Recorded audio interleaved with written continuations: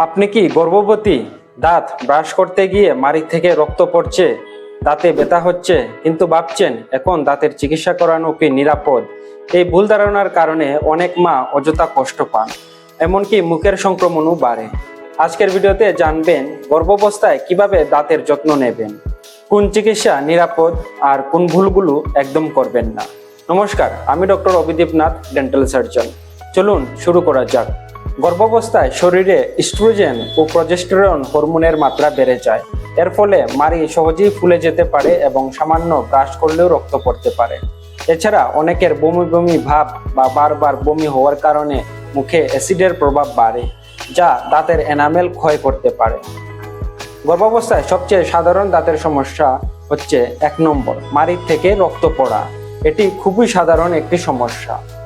এর লক্ষণগুলি হলো ব্রাশ করার সময় রক্ত পড়া, মাড়ি ফুলে যাওয়া, মাড়ি লাল হয়ে যাওয়া, মুখে দুর্গন্ধ। যদি চিকিৎসা না করা হয় তাহলে এটি আরো গুরুতর মাড়ির রোগে পরিণত হতে পারে। 2 নম্বর, দাঁতে ক্যাভিটি। গর্ভাবস্থায় অনেকের মিষ্টি খাওয়ার ইচ্ছা বেড়ে যায়। যদি নিয়মিত ব্রাশ না করা হয় তাহলে সহজেই দাঁতে ক্যাভিটি হতে পারে। 3 নম্বর, দাঁতের ক্ষয়। বারবার বমি হলে মুখে অ্যাসিডের পরিমাণ বেড়ে যায়, যা দাঁতের বাইরের শক্ত স্তরকে ক্ষতিগ্রস্ত করতে পারে। 4 নম্বর, দাঁতে ব্যথা। আগে থেকে যদি ক্যাভিটি বা সংক্রমণ থাকে তাহলে গর্ভাবস্থায় ব্যথা আরো বেড়ে যেতে পারে। গর্ভাবস্থায় দাঁতের চিকিৎসা কি নিরাপদ? তাহলে হ্যাঁ, অধিকাংশ ক্ষেত্রে নিরাপদ। বিশেষ করে দ্বিতীয় ত্রৈমাসিক অর্থাৎ 4 থেকে 6 মাসের সময় অনেক প্রয়োজনীয় ডেন্টাল চিকিৎসা তুলনামূলকভাবে সবচেয়ে নিরাপদভাবে করা যায়। তবে একটি বিষয় অবশ্যই মনে রাখবেন, গর্ভাবস্থায় যে কোনো ডেন্টাল চিকিৎসা, বিশেষ করে দাঁত তোলা, রুট ক্যানাল, এক্স-রে বা ওষুধের প্রয়োজন হলে আগে আপনার স্ত্রীরোগ বিশেষজ্ঞ গাইনোকোলজিস্টের সঙ্গে পরামর্শ করুন। তিনি আপনার গর্ভাবস্থার অবস্থা বিবেচনা করে চিকিৎসার জন্য অনুমতি বা প্রয়োজনীয় পরামর্শ দেবেন। এরপর সেই তথ্য অনুযায়ী ডেন্টিস্ট নিরাপদভাবে চিকিৎসার পরিকল্পনা করবেন।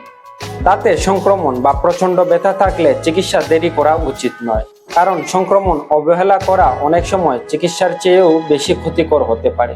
তাহলে এক্স-রে কি করা যাবে? প্রয়োজন হলে দাঁতের এক্স-রে করা যেতে পারে, তবে অবশ্যই চিকিৎসককে জানাবেন যে আপনি গর্ভবতী।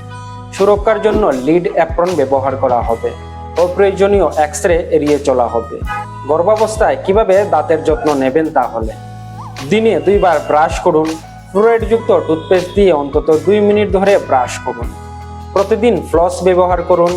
ব্রাশ সব জায়গায় পৌঁছায় না, তাই দাঁতের মাঝের অংশ পরিষ্কার রাখতে ফ্লস ব্যবহার করুন। বমির পরে সঙ্গে সঙ্গে ব্রাশ করবেন না, এটি একটি গুরুত্বপূর্ণ বিষয়।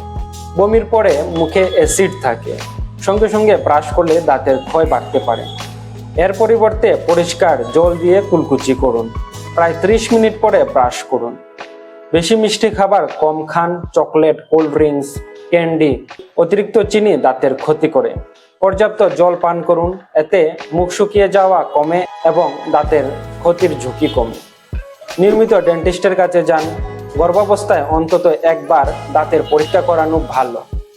তাহলে কোন লক্ষণ দেখলে দ্রুত ডেন্টিস্টের কাছে আপনি যাবেন? দাঁতে প্রচন্ড ব্যথা হলে, মুখ ফুলে গেলে, মাড়ি থেকে অতিরিক্ত রক্ত পড়া, পুঁজ বের হওয়া, দাঁত নড়ে যাওয়া, জ্বরের সঙ্গে দাঁতের সংক্রমণ, এসব লক্ষণ অবহেলা করবেন না।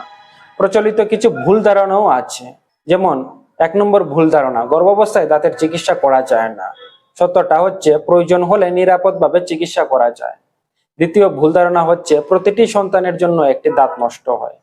সত্যটা হচ্ছে এটি সম্পূর্ণ ভুল ধারণা, সঠিক যত্ন নিলে দাঁত সুস্থই থাকে।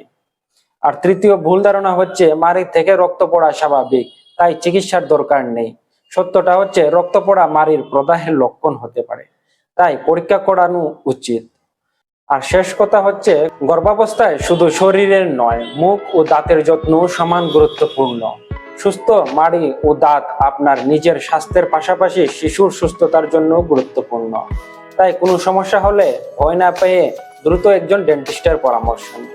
ভিডিওটি যদি আপনার ভালো লেগে থাকে তাহলে অবশ্যই লাইক করুন, শেয়ার করুন, আর দাঁত ও মুখের স্বাস্থ্য সম্পর্কে নির্ভরযোগ্য তথ্য পেতে দাঁতের ডাক্তার চ্যানেলটি সাবস্ক্রাইব করুন। আমি ডক্টর অভিদীপ নাথ, আবার দেখা হবে পরবর্তী ভিডিওতে। সবাই ভালো থাকুন, সুস্থ থাকুন। ধন্যবাদ।